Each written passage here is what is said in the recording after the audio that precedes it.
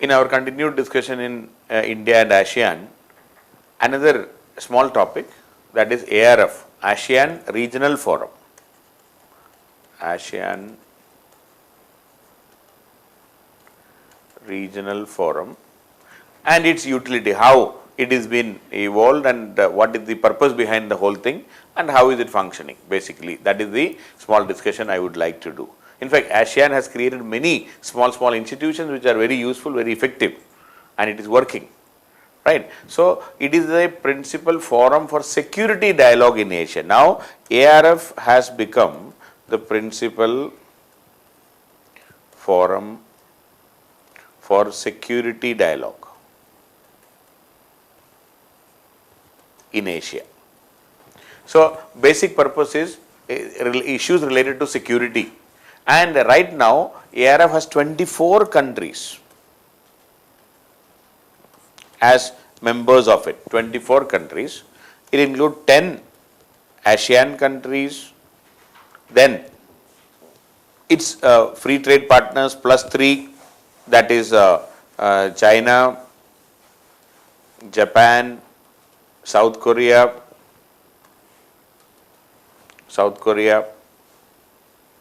then plus 1, that is India, then Australia, New Zealand, then the East Asia partners like USA, Russia. So, this is again 2, this is 2. So, this has become 13, 14, 16, 18 of them. Then they have some more, what you call their dialogue partners. See, Canada and European Union.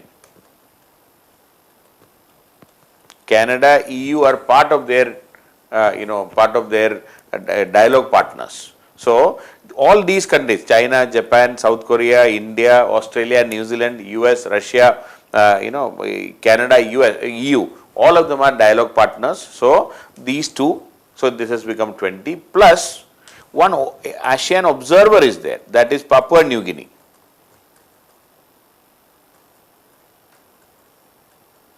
ASEAN observer, Papua New Guinea. There is a country just above Australia, Papua New Guinea. Also, 3 more dialogue in this regional forum. You have North Korea, Mongolia, and Pakistan. So, Pakistan is also involved in the ASEAN regional forum. So, that is a forum for security dialogue. 24 countries are there, 10 ASEAN countries, then you have 10 dialogue partners including Canada and the European Union, then Papua New Guinea, North Korea, who is left out Mongolia, and Pakistan. So, these are the members of, so this ARF was established in 1994 itself, and the number of members, they kept on increasing, and 94, and which is basically for Asia Pacific region and the issues related to security. Then in a region with little history of security or hardly any security cooperation, this ARF is the principal forum right now. There is no other organization or there is no other forum where security issues are discussed. In fact, this ARF complements various bilateral alliances and dialogues. Various bilateral alliances and dialogues in this region, which will help in the regional security, the security of this region. So, it is complementing the various other bilateral as well as other dialogues which are going on in this region. And this ARF is based on one principle or one idea, that is from the ASEAN experience. So, this is from the ASEAN experience. And what is that experience? That a process of dialogue can produce qualitative improvement in political relationship. So, the idea behind the whole thing is a process of dialogue can bring qualitative improvement in political relationship. In fact, that is the truth of the matter everywhere. If you open dialogue, even between India and Pakistan for that matter, Ultimately, we need to have some dialogue. We cannot always say that no, we will not have any dialogue with you. We cannot keep away, we cannot shut this dialogue process. In fact, for any democratic country, the biggest weapon is dialogue and discussion.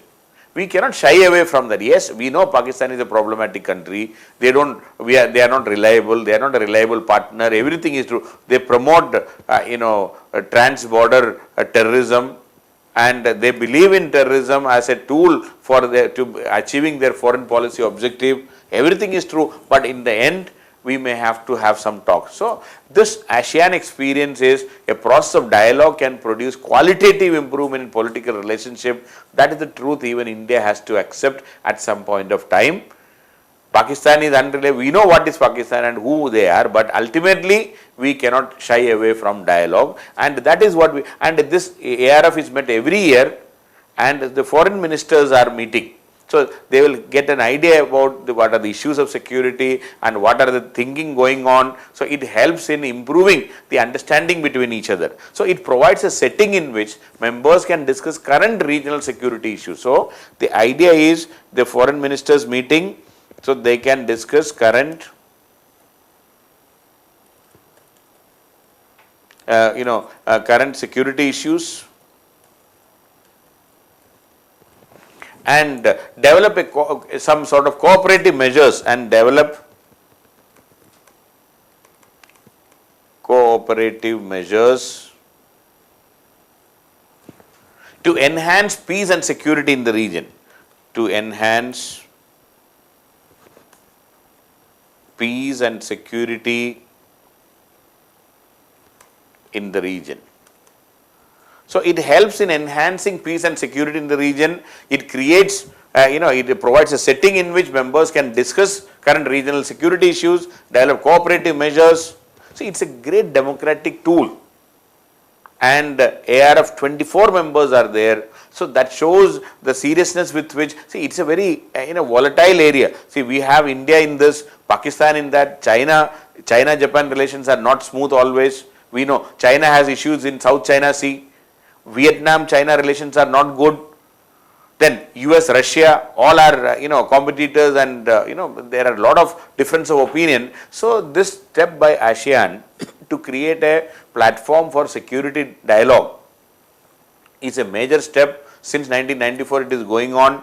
Definitely it is successful. It is contributing in its own way in reducing the what you call the tension between the member countries and enhancing the overall. See, North Korea is here. Just imagine the problems between North Korea and South Korea, North Korea and Japan, North Korea and US, the nuclear issue, the multiple issues here. So, this is providing an opportunity to reduce the tension between the countries. So, that is how ARF is positioned.